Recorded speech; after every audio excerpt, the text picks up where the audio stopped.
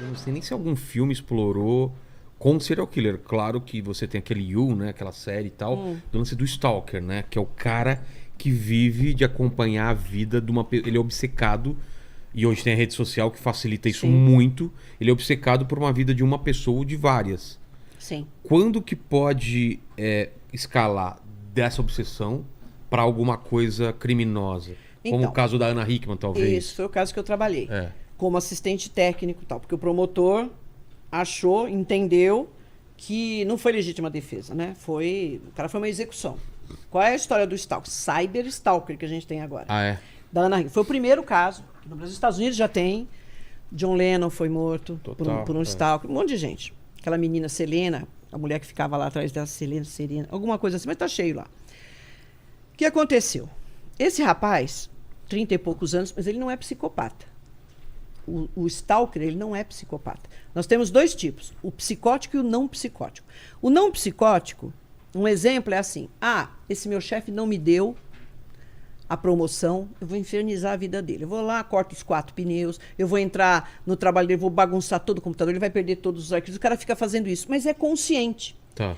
É mais fácil você chegar nesse cara, porque ele vai começar a atrapalhar a tua vida, você vai levar isso adiante, pode virar até caso de polícia, né? Dano, sei lá, qualquer coisa.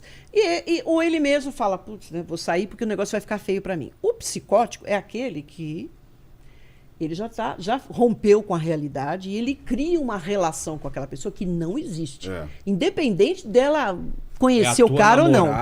E ele atua como se aquilo fosse uma realidade. Olha só. E que a outra pessoa está até correspondendo. Exato. Esse rapaz, ele começou com a Sandy. Ele é lá não sabia. Começou com a Sandy, mas deixou. Tá. Ainda bem. Começou com o negócio da Ana Hickman. Fã, entra nas redes sociais. Meu amor, eu gosto manda de você. mensagem. Você é linda. Manda mensagem. Claro que não é ela que responde. Essas celebridades aí, tem um grupo, as pessoas ficam lá, manda foto e tal. Aí ele começou com pornografia ali. Mandar para ela? Mandar lá para as redes sociais dela. O pessoal bloqueou. Claro. O cara tá mandando pornografia, bloqueou. Tudo bem. Ele criou uma página no Instagram fake da Ana, como se fosse a Ana. E ele interagia com ela. Então, por exemplo, ele tinha 3 mil arquivos de foto de coisa da Ana. Ele pegava lá ela com vestido amarelo, estou dando um exemplo. Ele postava e falava assim, Rô, o nome dele era Rodrigo, Rô, eu coloquei esse vestido hoje porque eu sei que você gosta de amarelo. Ela falando. Aí ele respondia, ai, que lindo. Não. Nossa, que assustador. Por aí. Então, ele fala como ela e responde como ele, interage. Ai, nossa, esse nosso amor, blá, blá, blá.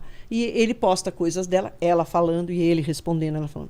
Eu fui na Vênus, no podcast, quando eu contei isso, a menina, a Yasmin, ela ficou assim.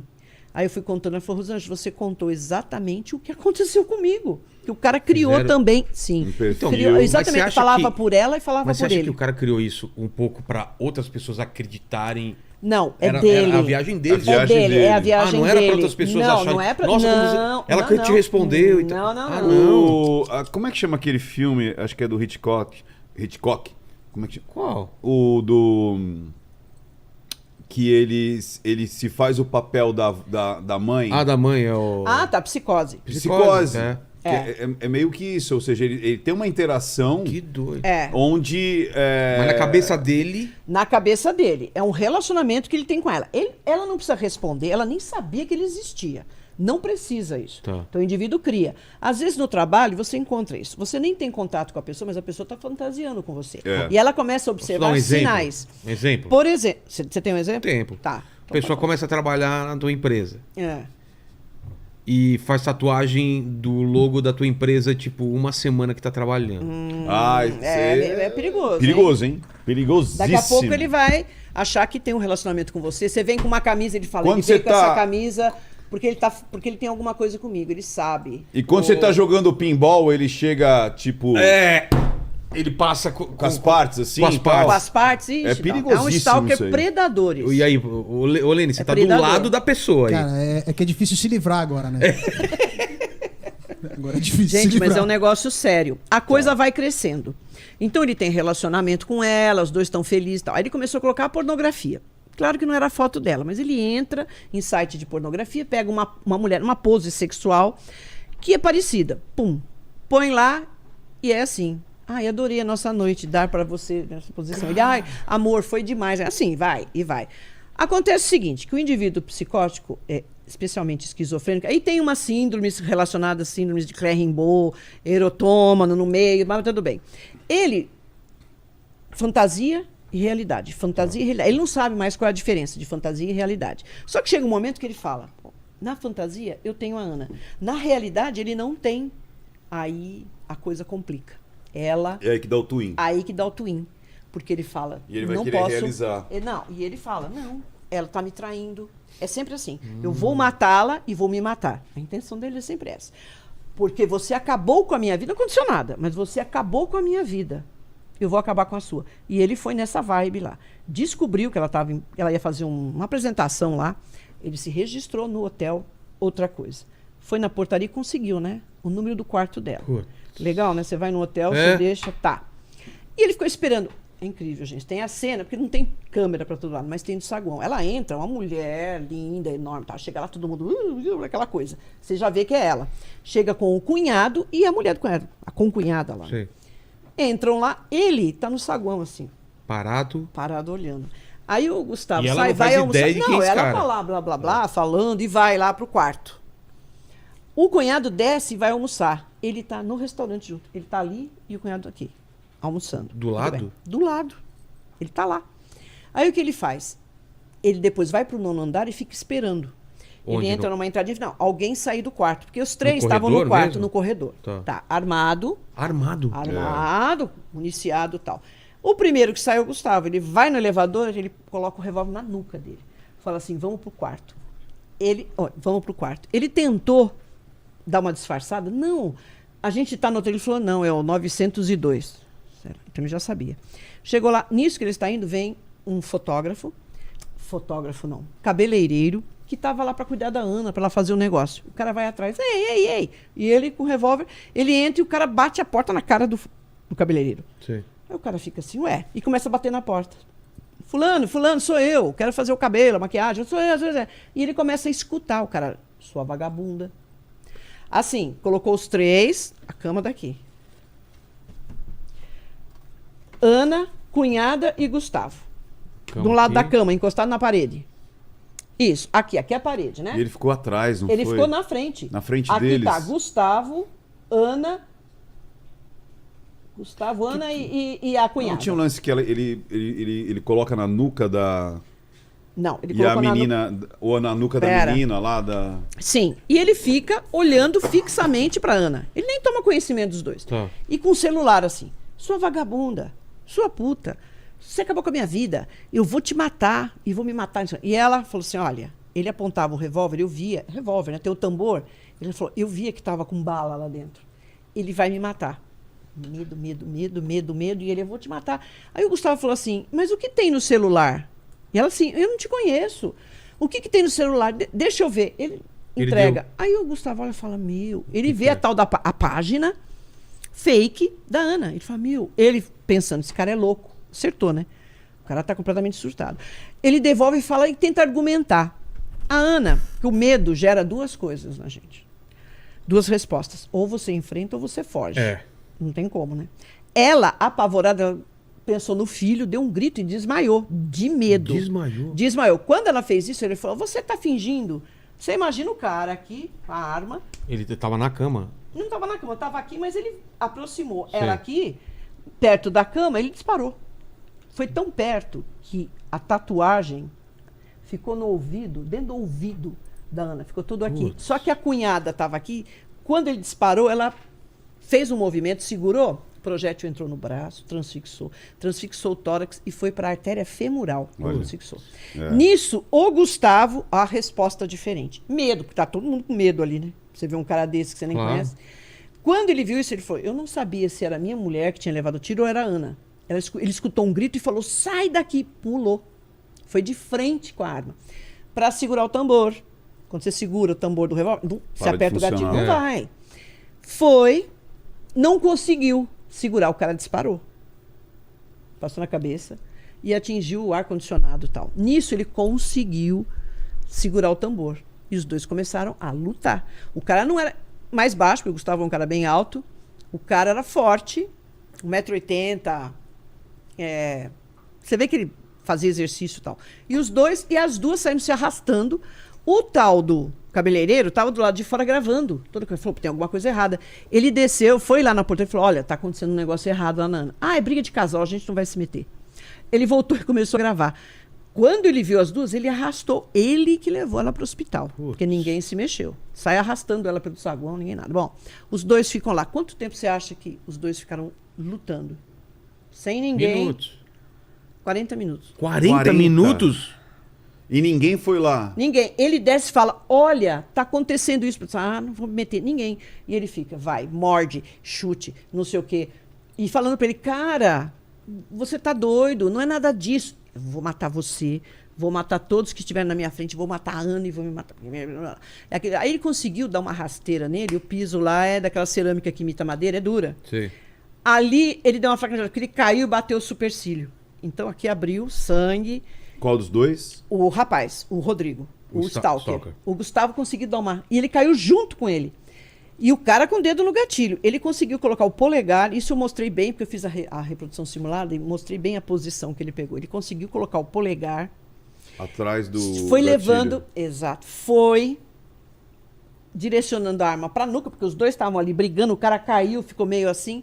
Ele encostou e falou, olha, quando eu soltei eu comecei a disparar. Ele apertou junto com o dedo do cara. Ele foi apertando. Ele falou, eu não sei quantos disparos eu fiz, eu só parei quando ele parou. Quando eu senti que ele parou. Ele saiu, pegou a arma, desceu, deixou a arma na portaria e falou, chama a polícia porque eu matei um cara que não sei nem quem é. Na delegacia que ele foi descobrir que ele tinha dado 3 disparos, tinha feito 3 disparos. Claro que eram disparos próximos. E na nuca, porque era a região que estava ali. Entendeu? Aí teve uma falha ali de perícia, né, que é aquilo que eu te falo, o perito, principalmente mais novo, ele se sente muito pressionado a dar uma resposta. E às vezes dá uma resposta errada. Entendeu? Então ali, aquela sustentação que ele falou ali, estava com bases muito... Porque ele viu o corpo de um jeito Não, ele usou, por exemplo, eu tenho que usar os elementos que estão dentro da criminalística, no exame perinecroscópico. Eu não posso usar elementos do legista para basear. Não, o primeiro tiro foi aqui, o segundo foi lá. Nem o legista falou. O legista falou, eu não posso falar qual foi o primeiro, o segundo, o terceiro, porque ele, inclusive, usou uma munição que se fragmenta. A famosa dum-dum de antigamente e tal.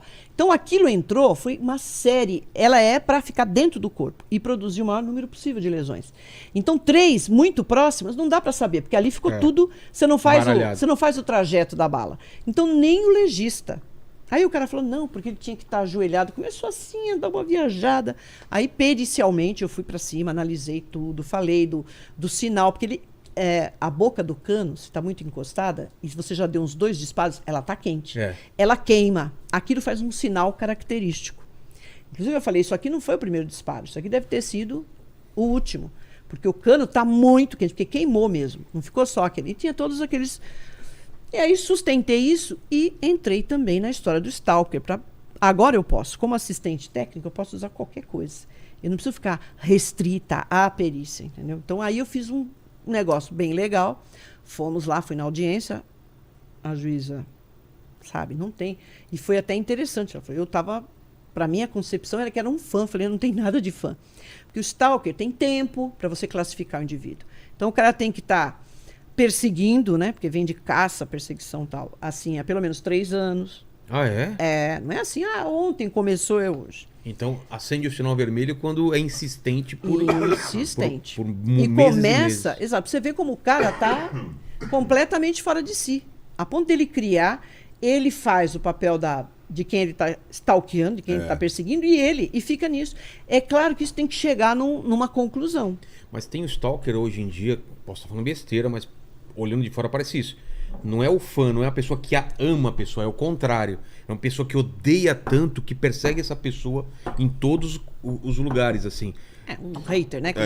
Mas é um hater que ameaça. Que ameaça. É hater.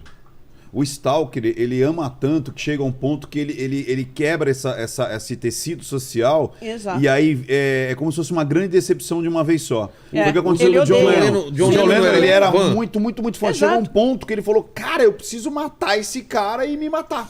Mas por quê? Pra virar a história, pra ele Pra fazer virar parte da história da vida dele. Porque é o único jeito que ele vai virar parte da história da vida daquela pessoa. E olha, amor e ódio é a mesma coisa, tá? Assim, Com é sinais, a mesma linha. com sinais diferentes. Com sinais trocados. Então você...